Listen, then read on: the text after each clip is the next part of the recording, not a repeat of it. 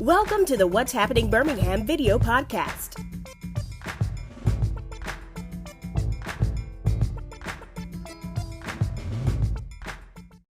Hello, everyone. This is Jarvis S. Scott with What's Happening Birmingham. Today, I have the honor and pleasure and welcoming back one of my favorite entrepreneurs here in Birmingham, especially when it comes to taxes and financial services, Talibah Bayles of TMB Tax and Financial Services, LLC. Good morning.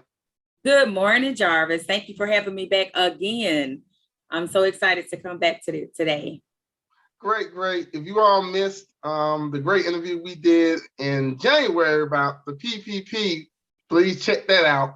But I want to bring her back today to give an update on a couple of things. How you been doing before we can get into my questions and everything? You know what? It's been awesome. Definitely have kept busy. Still helping a lot of business owners navigate through federal resources. Because of course, after PPP was the shuttered venue, and then you had the restaurant focus, and now EIDL. So definitely been keeping busy. And that's the reason I want to bring my friend on today to talk about this. I got a lot of questions, of course, and I did the printout, but she's going to give us a lot of information. So let's just first start. What is the EIDL loan? Okay. So, and it takes Mr. Perkins with the Alabama District Office here in Birmingham to really break it down. He has been a true asset to the Birmingham small business community. But the EIDL is actually a loan program, a disaster loan program that the SBA has. It's been in existence forever. I mean, it's a normal tool that business owners and homeowners can use in the event that there has been a disaster, and it's disaster recovery. So that loan program is something that is always at present, unfortunately, when it comes to disaster assistance. In our case, what we're specifically talking about is the COVID EIDL loan, which of course is specifically designated for small businesses that have been adversely affected due to the pandemic. Okay. So, like you said, with this particular COVID EIDL loan, there's 100 questions. So let's just start off with the first thing, and something we talked about before video. What are what's the qualifications to go about getting this loan? Okay. So what I'm leading with in all of my conversations on this is I want our guests today to remember two numbers. The first number is 570. Okay.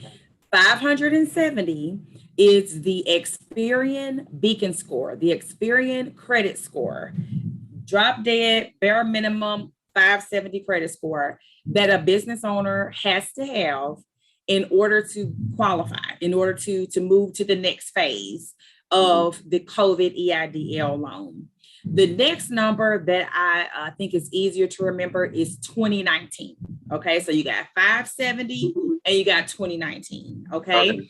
The 2019 represents the year that you would have had to file taxes, or you still can. Now we can talk about that.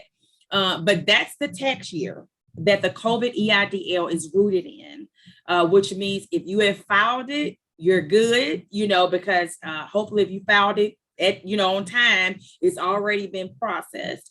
If you haven't filed it yet, like I said, there's still time to do that. But of course, the IRS is behind on processing things. So you will have to pack your patience on the processing of your EIDL loan, but still don't leave money on the table. And so you got 570 and 2019. Now, what they look for on the 2019 business tax return, whether that's a Schedule C or a corporate tax return, is your income, right? So if you had gross income, if you are in retail or you use accrual accounting and you have a cost of goods associated with that, you're going to subtract that cost of goods from your gross income. And what remains is going to be the number that the SBA uses to determine your max loan eligibility, right? So let's do an example on that. let's say that you had a gross income of $40,000 in 2019, and that's on your Schedule C. Let's say you don't have any cost of goods sold. You're just a pure service-based business with no cost of goods sold. So your end income, I think it's line 6 or 7, I should know it off the top of my head, is still going to be that $40,000. So now what the SBA is going to do is they're going to multiply that number times 2. Okay. So $40,000 gets multiplied times 2, and your max loan eligibility is going to be roughly $80,000. And so that is exactly right, and so that is what's happening right now when it comes to COVID EIDL. Wow. So, and the thing, I'm looking through some of these sheets of papers. Can you tell us about the max loan amount, term, and then that most important thing, the interest rate? Yes. So it's real simple. For-profit businesses, your interest rate is going to be 3.75%. Nonprofit, 2.75%. Wow, this is cheaper than a bank. And all that's fixed. And all that's fixed, of course. And then I see the term is like 30 years. 30 years. And I probably should have led with this because in another interview I did, a guest really had a great question. And I think that we got to talk about it too, Jarvis. And that is that this is a loan, right? And so we do have business owners that, are like, I don't want to deal with the loan, so forth and so on. But I always say, if you're working with the right person and developing a strategy, right, then you are going to make sure that you're getting in a loan product, number one, that you can pay back, but that you fully leverage, right, that you have a return on the investment of you getting this money into your business. And the other thing is that there is an automatic 2-year deferral before you have to make payments.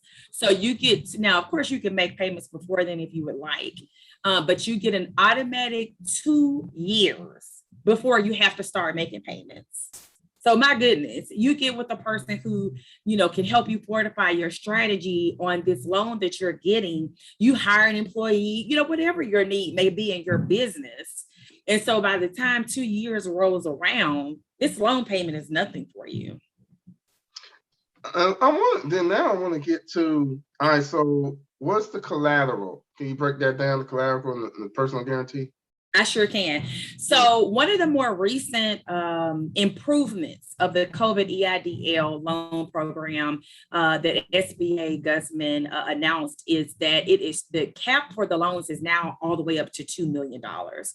So now there's there's 2 separate categories. There is the loans that are up to $500,000.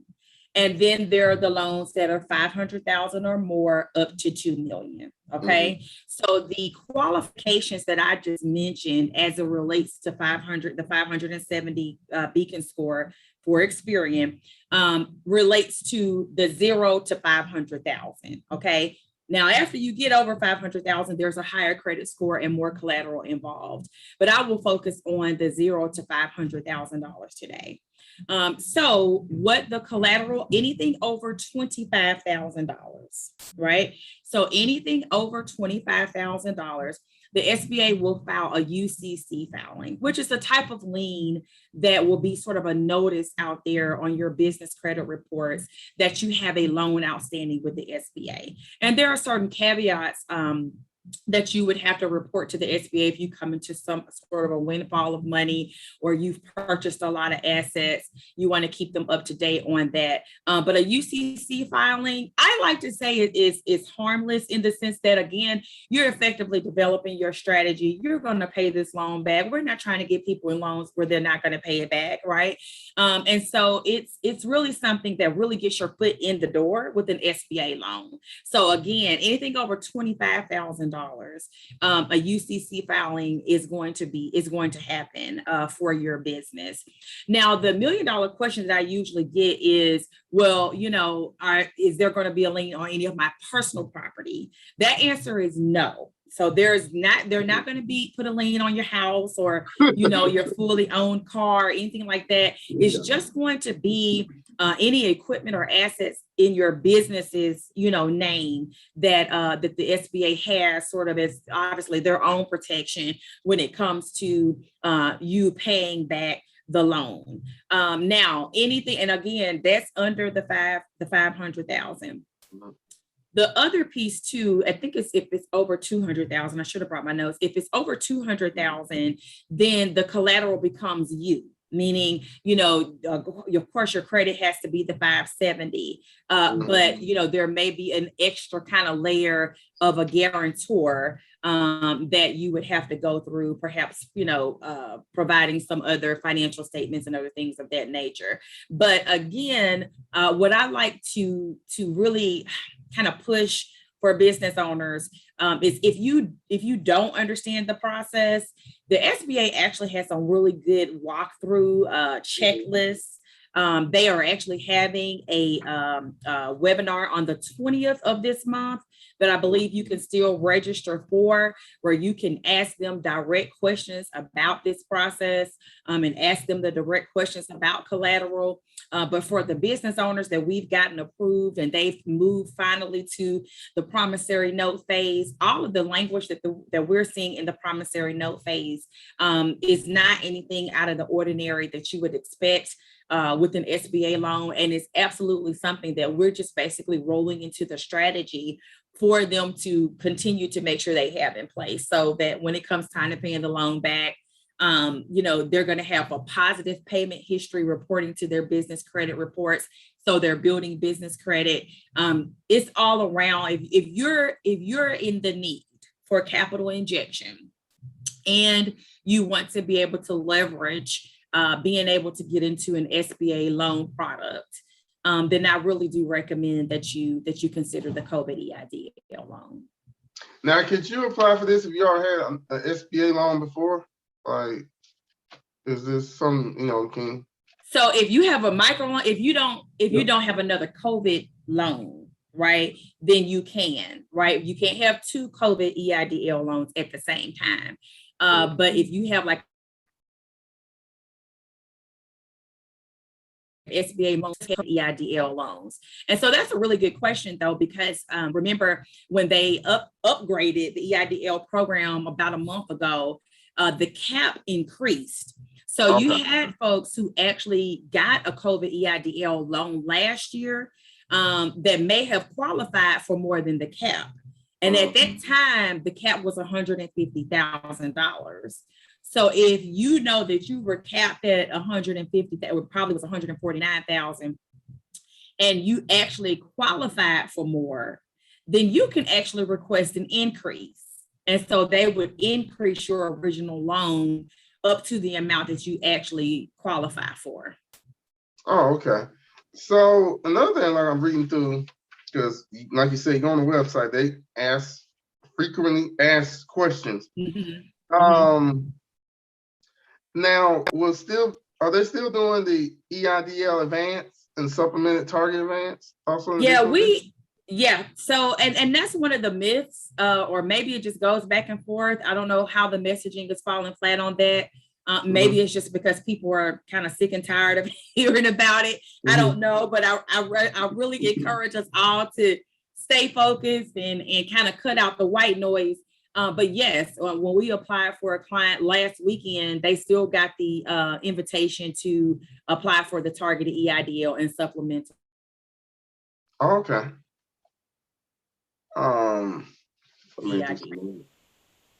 Read through some more notes. Now I have to tell you all, if you see a little delay, we're in the magical Zoom and internet freezing. So I'm telling you. I'm telling you. Let's watch it. Trying to screw through. So we talked about who's eligible. What's the process usually taken out for people to get approved? So that's where, it's a good old federal government. And I feel like I can say that because I worked for the federal government for 15 years. And so I always say, pack your patience, because, where the roadmap is supposed to be one way, it actually is several different ways. And it just depends on how you've entered this EIDL process. So if you've never ever applied for that grant from, remember, and so I guess let me start over. For the history of EIDL, if y'all remember in 2020, when there was this whole big wave of you could get $10,000 from the SBA, go apply now, right? And so everybody was going to SBA.gov and applying for the EIDL advance.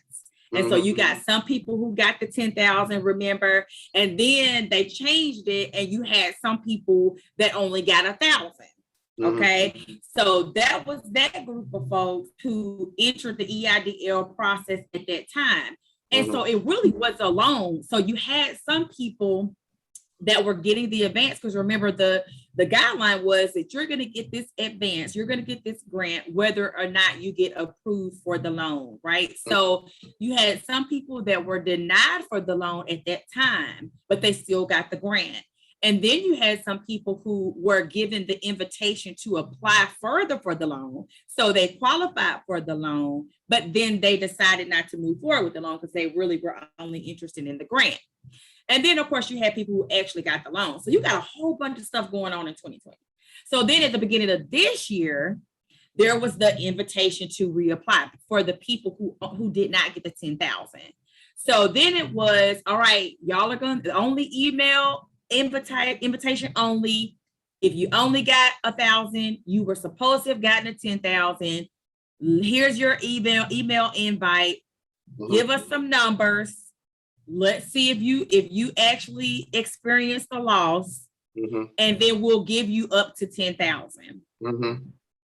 Those people are in a whole nother pot, you know. And so then, of course, you have the folks who never applied at all. They didn't do the grant last year. They didn't get an email this year. They truly are new to the EIDL, COVID EIDL process. Theirs is more straightforward. Okay, because if you never apply for any of this that I talked about, you're simply going to go to SBA.gov. You're going to start your application. You're entering in your information. And within 1 or 2 days, you're going to see where your credit is checked. Okay, because that does happen fairly quickly after you putting in your information. You know, and I know that because we have credit inquiries, you know, and you can see where your credit inquiries come up. And then after that, you'll get an email from the SBA that's inviting you into a portal. Okay. And inside the portal, you have to verify your identity if the verification didn't go well, which can happen if you have a, security freeze or just anything on your account. Then you have to upload your tax returns. You have to upload a certification that basically gives permission to the SBA as an officer of your business that you are approved to apply for this loan. But all of that is in a portal. So, again, there's the 3 pots.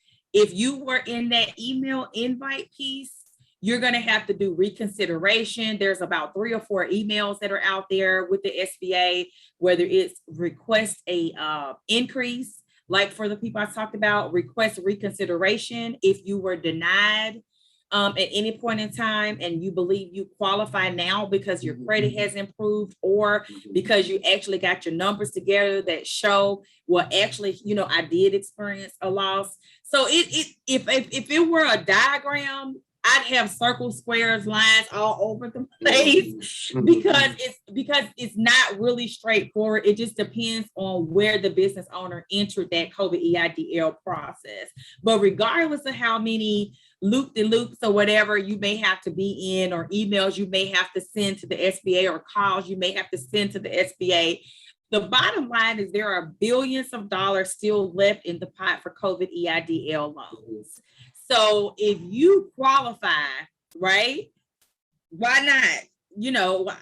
Why not go ahead and go through the process and either get your yes or no, but just try. Don't leave money on the table unless you have to. Yeah, and what's the deadline for this? December 31st is the absolute deadline to apply, but they always say or until money runs out. So December 31st of this year or until money runs out. Okay. And I'm trying to see if there's any other questions on here. Now, let's say this too.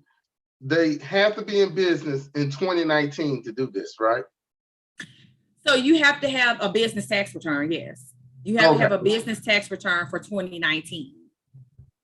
So I'm telling y'all this. Y'all had to be in business in 2019 and everything. So when people want to reach out to you, and let me first preface, you know, for you who haven't watched interviews before, just tell them a little bit about what you do in your business. Okay. So you can reach out to me on IG TMB Tax, on Facebook TMB Taxes LLC, or if you Google TMB Tax and Financial Services, I'll come up. So I have been doing this now really for 12, 13 years. I had this business alongside as a hobby, really, when I worked for the FBI in DC. And so I recently relocated back home here to Birmingham and decided to do 100% self-employed ownership. And so I have been doing this for almost 3 years, 100% full-time self-employed business owner. And I tell you, I've hit the ground running. I still do have really good connections with folks back in DC. So when PPP time came, I was so humbled to get the invitation to come back to DC and to testify on Capitol Hill on the Senate side before the Senate Committee on Small Business and Entrepreneurship. And I talked about the challenges that minority-owned businesses faced when it came to PPP. So when it comes to federal resources and when it comes to being on the front lines of truly educating business owners on these type of opportunities, I'm your girl. You know what I'm saying? I know it. I've been doing it for a long time, and it's just something that I'm truly passionate about, because I believe that there's a small business financial literacy that exists that can be conquered, right? But it's really becoming a huge challenge for business owners and making people have to sit on the sidelines. And I don't believe that you have to. I believe that once you become exposed to the information, to the qualifications, to the tools that you need to get your business bankable, that you absolutely can enter into a whole nother world for your business to be able to qualify for these things. And so that's a lot of what fuels me and what sustains me in being 100% entrepreneur, focusing on this. Now, did you mention your website? I did. It's trusttmbtaxes.com.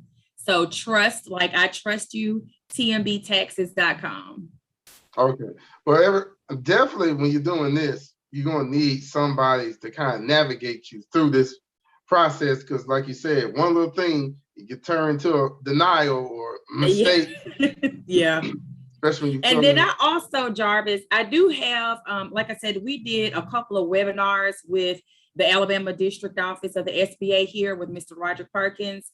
And so that webinar is still up on my LinkedIn as well as the business Facebook page, where you can, it's about an hour and 45 minutes. But I'm telling you, if you're in any way intrigued by anything that I'm talking about, and you want to apply, that webinar, that recording is going to give you everything you need, including, some of the pitfalls to avoid when it comes to uploading your documents surrounding your taxes.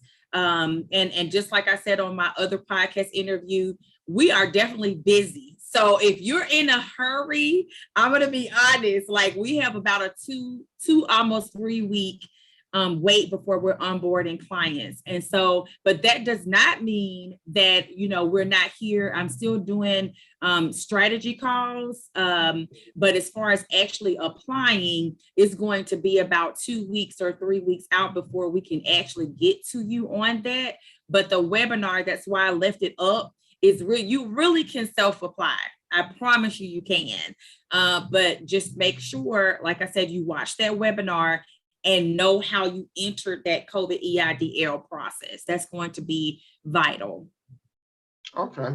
Well, Talibah, thank you for coming on. She actually we're gonna do another segment in a few minutes about PPP, everybody, and this whole loan forgiveness thing.